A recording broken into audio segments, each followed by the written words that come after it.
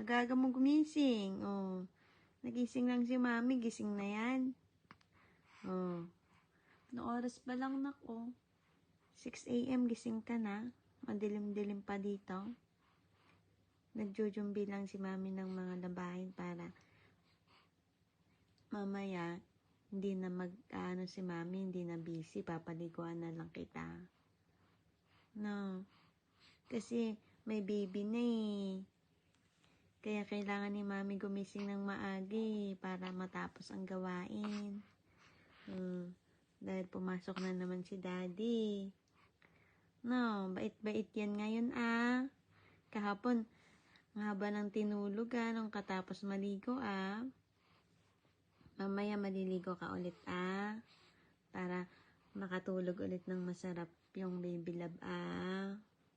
Yung Misaki tot-tot na yan oh. Lalaki ng mukha. Ang tababoy na ng pisngi mo na. Seryoso yan oh. Nakikinig kay mami oh. Ano ka ba magtagalog? Niyo, Tagalog de kiro no? Misaki-chan. Ohayo. Ohayo, Preni.